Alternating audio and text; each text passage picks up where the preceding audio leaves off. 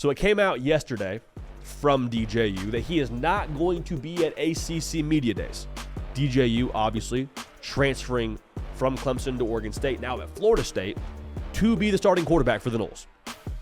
And as a media guy, you're kind of like, oh, man. Like, if you are doing what I do for a job and talking about things that happen at media days, you're like, man, I would have loved to hear DJU talk about his time at Florida State so far and what he's learned and all that.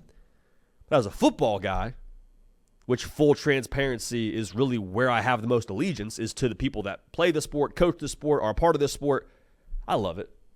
This is a boss move. And for those of y'all not understanding what I'm talking about here when it comes to him opting out of media days, DJU sounds like was given the opportunity to go to ACC Media Days and represent Florida State. He put out a statement yesterday where he said, hey, I appreciate the opportunity. However, this team won the ACC last year. I wasn't there. A lot of my teammates were there. I want them to have the opportunity to go instead of me. I like this a lot. I like this a lot. Like, if you want to win over a locker room, you do something like this. Because DJU was brought there to be the starting quarterback. We've said it on this show for a long time. There is a very big difference between being QB1 and then being the guy.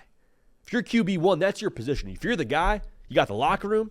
Those dudes on 4th and 1 maybe block a little bit extra hard for you when it comes to that extra yard they're trying to get for you. Like, there's something to that. And I think great teams that win at the highest level, they have the guy at quarterback, not just someone who's starting at quarterback.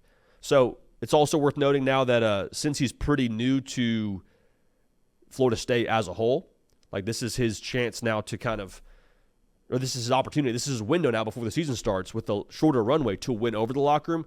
This is a big-time move, and this is a big reason why you brought him here. Like, no, not to miss media days, obviously. But I think the draw with DJU when he was available in the portal was experience, played a lot of ball. With that comes maturity.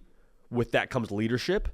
The understanding of good and not as good cultures, or what cultures are successful and what aren't. That's not me throwing shade at Oregon State or Clemson. I'm just saying you play a lot of ball. You know what works and doesn't work from a locker room perspective. I think that's great.